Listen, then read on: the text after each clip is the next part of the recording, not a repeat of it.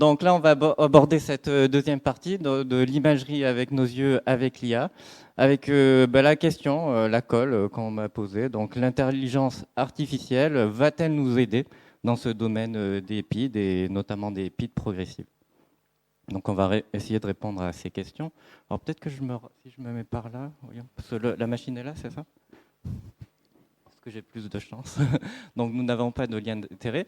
Donc je vais faire un petit préambule pour vous dire que alors moi je suis partisan. Je suis plutôt un partisan de l'avènement de l'IA. Alors, par exemple, dans cette évaluation qu'on avait fait en 2019, tous les ans, on fait passer des examens nationaux à nos internes de radio. Et on avait évalué les résultats et on voyait que là, entre les premières années, ils avaient une moyenne autour de 9,2. Et au cours du temps, ça a monté jusqu'à 11,4, puis 11,3 en cinquième année. Et que entre la troisième et la quatrième, la troisième et la cinquième, et entre la quatrième et la cinquième année, il n'y avait plus de différence significative dès la troisième année de leur internat radio. Donc, une façon de vous illustrer qu'en tant qu'humain, on est imparfait et on a des capacités de connaissance et d'apprentissage qui sont limitées. Un autre problème qui a été soulevé par M. Laurent, c'est celui de la reproductibilité inter-observateur, mais elle est tout aussi vraie pour l'intra-observateur de la lecture de ces imageries. Et si aujourd'hui le credo c'est devenu de comparer au cours du temps les imageries avec des reproductibilités telles que celle-là, est-ce qu'on est capable de répondre de façon fiable à la progression de l'atteinte? Donc on va suivre ce plan-là. De la première partie, on va aborder l'imagerie de l'IA. Alors je vais faire quelques rappels quand même sur les principes généraux. Qu'est-ce qu'il est possible aujourd'hui de faire en termes de classification des PID, en termes de quantification et de segmentation des PID. Alors en abordant quand même, malgré tout, en dehors de l'IA, puisque tout ça est quand même très jeune et très neuf, est-ce qu'aujourd'hui, en 2022, on a quand même des méthodes avec nos yeux, puis de discuter les limites et les perspectives de ces nouvelles méthodes. Alors tout d'abord l'imagerie avec l'intelligence artificielle. Donc quelques notions générales pour commencer. Alors on parle d'intelligence artificielle pour ceux qui liront qui s'intéresseront également pour lire les articles sur le sujet. Donc il y a tout un tas de termes. Il y a intelligence artificielle, il y a machine learning, deep learning, neural network, CNN. Donc l'intelligence artificielle, c'est un terme qui est très générique pour parler d'algorithmes qui ont trait à une façon de mimer l'intelligence humaine. Le machine learning, c'est lorsque vous faites des apprentissages à des machines dans cet objectif, et avec la spécificité qu'il n'y a pas de programmation explicite de la machine. On lui donne des algorithmes et la machine va être plus ou moins capable d'apprendre par elle-même. Il y a cette notion d'architecture en réseau de neurones. Alors l'architecture en réseau de neurones, on peut la schématiser de cette façon-là. En gros, tous les petits points, ce sont des petits programmes qui, en eux-mêmes, vont apprendre à intégrer des données, à les analyser et donner un résultat. Et les réseaux de neurones, c'est le fait de mettre en lien tous ces programmes les uns avec les autres, avec des interactions possibles. Et on parle là de deep learning lorsque cette architecture est organisée par couches successives, depuis des couches superficielles vers des couches profondes, avant d'avoir un résultat. Vous entendrez également le terme de CNN. Pour le C, c'est pour Convolutional Neural Network. Donc ces convolutions, ce sont des algorithmes mathématiques qui vont avoir la particularité d'aller chercher de l'information sémantique, être capable de dégager est-ce qu'il y a du sens et des données de sémiologie à l'intérieur de ces images. Et ce sont ces CNN-là qui ont fait tout le regain récent de l'intérêt de l'IA en imagerie médicale, puisque l'intelligence artificielle, ce n'est pas quelque chose de tout à fait nouveau, mais c'est l'avènement de ces CNN organisés en deep learning qui, aujourd'hui, ont redonné énormément d'intérêt. Alors, pour toucher du doigt un petit peu l'intérêt de la chose, c'est par exemple dans les années 2010, quand j'ai commencé ma thèse de sciences avec Monsieur Laurent, quand on faisait de la recherche en imagerie et qu'on voulait extraire ou filtrer des images, on était cantonné à des algorithmes qui, lorsqu'on voulait appliquer une formule mathématique sur l'image, la formule elle s'appliquait indifféremment sur la totalité de l'image. Par exemple, alors, si on voulait supprimer les petits points dans l'image, on faisait un filtre médian, mais vous voyez qu'on atteint le calcul va se faire sur la totalité de l'image. Et le fait d'avoir ces CNN organisés en deep learning, c'est ce principe-là qui, au lieu d'avoir des calculs globaux sur une image, vous permettent d'approcher des calculs qui sont locaux régionaux et qui vont détecter spécifiquement ici que ici je peux faire colorier ça en rouge parce que je pense que c'est une bronchectasie. Par contre, elle ne va pas colorier la totalité de l'image en rouge. Ici, plutôt en jaune parce que c'est du mucus bronchiolaire, etc., etc. Et que c'est cet avènement de calcul, de détection et de segmentation locaux-régionale dans une image qui font du coup qu'effectivement on change complètement de paradigme quand on recherche en imagerie et que effectivement en tant que technicien de l'image, si on ne s'intéresse pas à l'IA, à mon avis c'est que on n'a peut-être pas tout à fait compris tout l'intérêt, effectivement les champs infinis de possibilités que ça ouvre par rapport à l'antérieur. Alors, on vous verrez également le terme d'architecture en UNet. Le UNet, c'est pour décrire cette forme de deep learning où il y a des couches superficielles, des couches profondes, et puis l'algorithme, après, il est un petit peu, il revient après comme ça vers les couches superficielles. Donc voilà, en fait, le UNet, c'est pour décrire cette architecture en U de l'algorithme. Alors, il y a également le terme de computer vision et qui en imagerie, c'est celui qui va nous intéresser, c'est la vision par la machine et qui va être capable de faire 3 types de tâches essentiellement. La première, c'est des tâches de classification. Donc là, elle ne va rien segmenter dans l'image, on lui donne cette image et elle va la classer. Est-ce que oui ou non, quelque part, sans le montrer, il y a ou pas un nodule dans l'image? Le deuxième, ça va être plutôt de la détection et là, l'algorithme va vous indiquer qu'à ce niveau-là, à peu près, il devrait y avoir un nodule. Et la dernière tâche, c'est celle de la segmentation, où l'algorithme, là, il va vraiment vous contourer le plus exactement possible où se situe le nodule. Donc, pour revenir à notre sujet des PID, donc aujourd'hui, on va voir ce qu'on peut faire en termes de classification et en termes de segmentation. Donc, pour commencer par les classifications. Alors là, on est vraiment sur un domaine de l'imagerie qui est très récent. Les publications, il y en a certes de plus en plus, mais les publications, elles sont de 2021, 2022. Donc on voit qu'on est sur quelque chose qui est émergent. Il y a tout un tas de problématiques également qui sont liées à l'IA. Par exemple, on sait qu'il nous faut des bonnes databases pour pouvoir entraîner les algorithmes d'intelligence artificielle. Alors, il y a celle-ci qui est assez utilisée, où c'est une database où il y a 107 patients atteints de PID. Et on a le problème d'avoir quelque chose qui soit généralisable. Donc, on utilise, par exemple, des techniques qu'on appelle de transfer learning ou de data augmentation pour ça. Alors, pour vous schématiser ce que c'est, donc le transfer learning, c'est lorsque vous voulez utiliser un nouvel algorithme, plutôt que de partir de liens, vous partez d'un modèle qui a déjà été entraîné avec une autre database, puis vous lui appliquez des nouvelles choses et pour avoir votre nouveau modèle. Comme ça, vous ne partez pas tout à fait de rien et vous avez déjà quelque chose qui a été pré-entraîné avec des databases d'autres personnes. Et on peut également augmenter les datas en faisant ce qu'on appelle de la data augmentation. Donc vous avez l'image ici originale d'un chat et puis vous voulez entraîner la machine à reconnaître ce qu'est un chat. Et donc vous allez, par exemple, retourner l'image ici, lui donner une obliquité, mettre différents films. Et du coup, tout ça, vous allez l'intégrer ensuite dans la database d'entraînement pour que l'algorithme ait plus d'images qu'initialement par rapport au set initial. Et là, il y a 2 approches. Il y en a une qui est classée par patch ou l'autre qui est une approche holistique, c'est-à-dire la totalité de l'image. Donc par patch, on va découper l'image en plusieurs parties et c'est à partir de ces patchs que l'algorithme va essayer de prédire un événement, ou inversement, l'approche holistique, où là, ça va être vraiment tous les pixels de l'image, point par point, qui vont être intégrés pour faire un modèle de prédiction.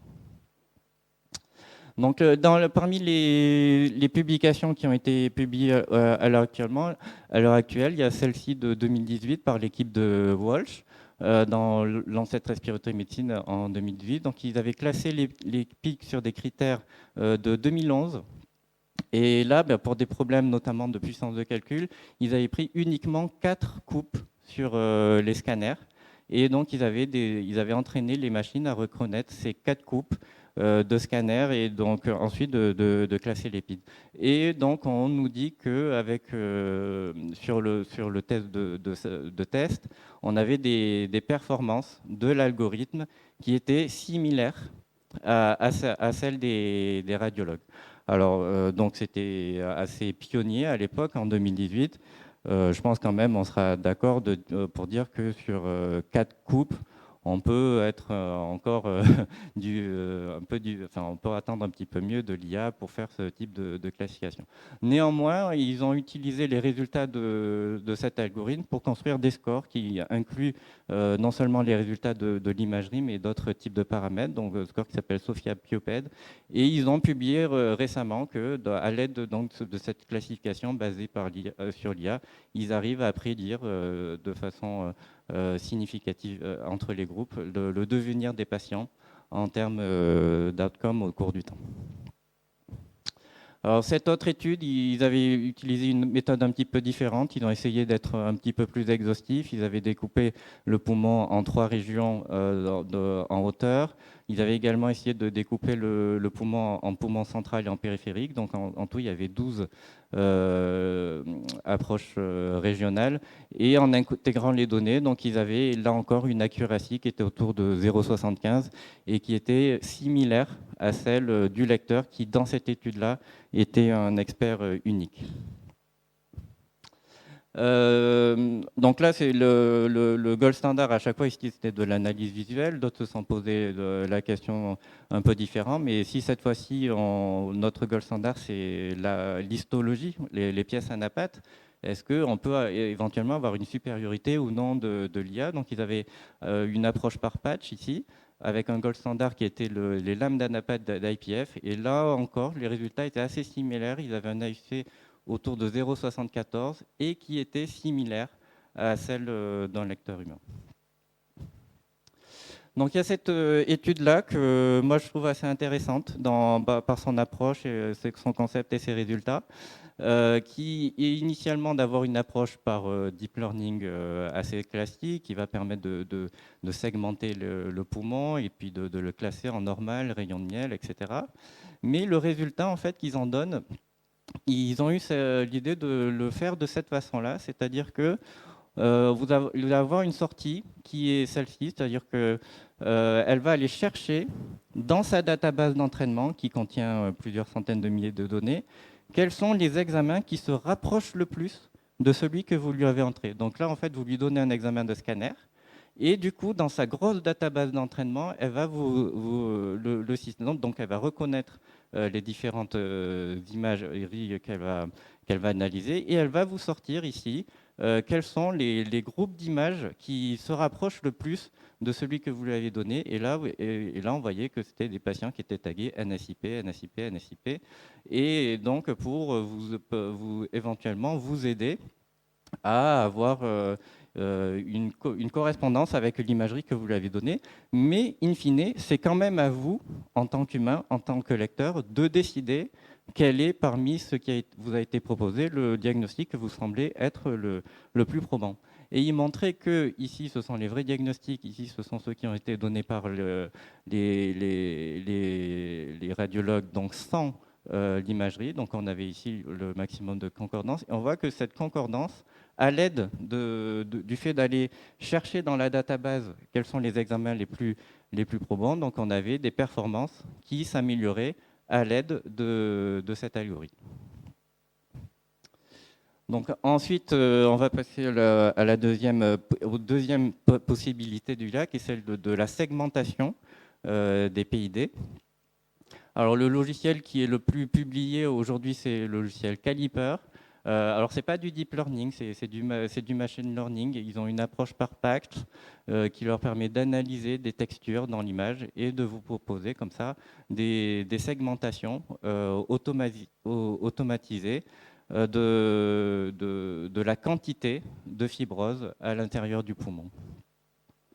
La deuxième possibilité qu'offre ce logiciel également, là, c'est d'aller segmenter les vaisseaux intrapulmonaires à l'intérieur de l'architecture du poumon. Et ça fait ici partie de l'autre avantage de l'IA, c'est le fait de pouvoir accomplir des tâches qui, pour l'humain, seraient extrêmement ardues, chronophages, difficiles. Vous imaginez ici qu'aller colorer en rouge tous les vaisseaux dans un poumon sur les 400 coupes d'un poumon, alors on peut le faire, mais ça nous prendrait peut-être une semaine à réaliser. Et donc là, ces logiciels sont capables de vous sortir un volume de vaisseaux de façon entièrement automatisée.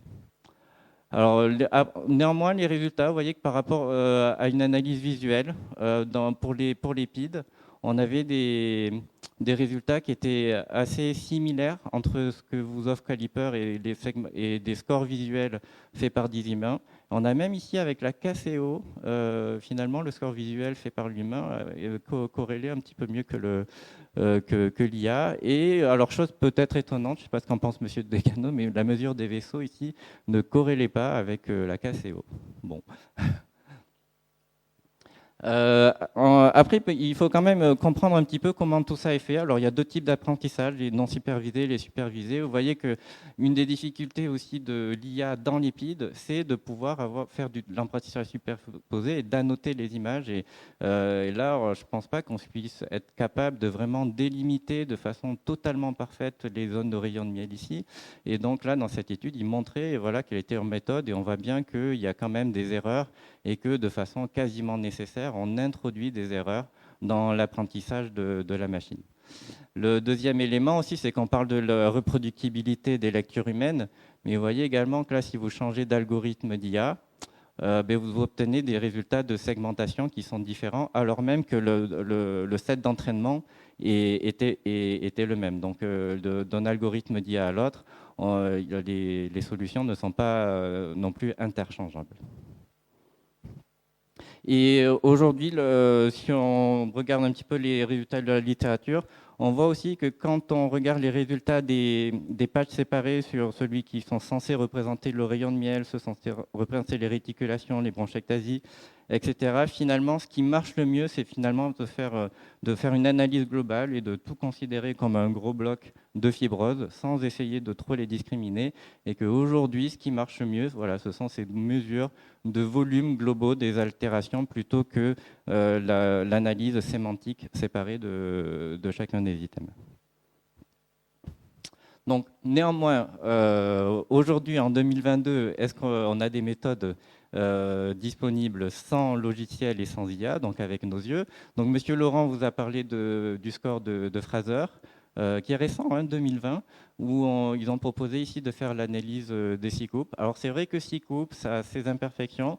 Néanmoins, je pense qu'on peut quand même se dire que ça représente la sévérité de l'atteinte. On l'avait testé localement, parce qu'on aime bien quand même tester les choses plutôt que de les appliquer directement. Et finalement, sur une trentaine d'examens, on voyait qu'on trouvait nous aussi des corrélations significatives ici avec la CVF et la TLCO, avec une reproductivité entre un interne, un CCA et moi-même qui était pas si mauvaise que ça. Et dans les comptes rendus, moi j'aime bien non seulement faire de la description de la sémiologie de l'image, mais aussi de donner une idée de la quantité et de la sévérité de l'atteinte. Et pour avoir une idée de cette sévérité, voilà, moi je trouve que ce score de Fraser, en tout cas, il est directement accessible et il est peut-être pas si mal que ça. Il y a également des mesures globales qui ont été proposées par Roby ici en 2019, tels qu'ici, qui sont des marqueurs de la rétraction et de la distorsion des poumons du fait des phénomènes fibrosants. Donc, il proposait ici, par exemple, la distance aorte-sternum, le ratio ici entre la mesure des fissures au niveau du lobe moyen et le lobe inférieur. Et donc, ce ratio varie en fonction des degrés de distorsion des lobes. Et également ici, la hauteur du poumon, tout simplement, pour avoir une idée du volume du poumon. Donc, le regarder ici en coupe sagittale et de mesurer la hauteur. Et donc là, on voit que sans IA, on fait 3 traits sur nos scanners et qu'on peut avoir des marqueurs ici qui sont déjà pertinents. Et ils ont également publié cette année, en 2022, une autre étude longitudinale où ils montrent qu'il y a un lien avec la progression de l'atteinte fibrosante. Donc il y a également eu d'autres études. On peut également extraire de façon logicielle les volumes des poumons. Et cette étude de l'équipe de Lyon montrait également un lien avec l'évolutivité de l'atteinte. Alors néanmoins, là je vous montre un patient qui avait une fibrose progressive, alors même plus que progressive, puisque là c'était même une exacerbation. On voit quand même qu'il y a une variation dans le volume des poumons en même temps qu'il y a du verre dépoli qui apparaît. Et c'est vrai qu'il y a quand même un questionnement qui nous traite de plus en plus en tête, notamment quand on fait du suivi longitudinal, c'est à quel degré d'inspiration ont été faits le scanner. Est-ce qu'ici c'est une CPT, ici une FRC, ici un volume résiduel. Enfin, voilà, il y a quand même cette question parce qu'on ne fait pas du gating respiratoire au moment où on fait les scanners. Et on a pu s'apercevoir, avec Elodie, plusieurs fois en RCP, où bizarrement on voit le volume du poumon qui augmente au cours du temps. Chez un patient qui a une fibrose, ce qui est une façon de prouver que non, en fait, cette synchronisation des volumes respiratoires, elle n'est pas tout le temps faite. Donc, il n'y a pas que voilà, la quantification du poumon lui-même. Il faut effectivement s'attarder aux problèmes de paramètres techniques et d'acquisition.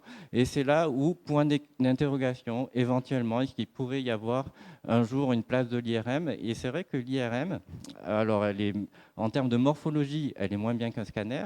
Mais la technique de l'IRM fait qu'on va être obligé de la synchroniser au cours du temps avec le volume respiratoire. Et donc, si on veut faire des analyses longitudinales, au moins on est sûr que le volume est standardisé au cours du temps et que si la morphologie est moins bonne, si néanmoins on peut quantifier des choses et quantifier l'extension des atteintes, en tout cas au cours du temps, on est sûr d'avoir une synchronisation respiratoire.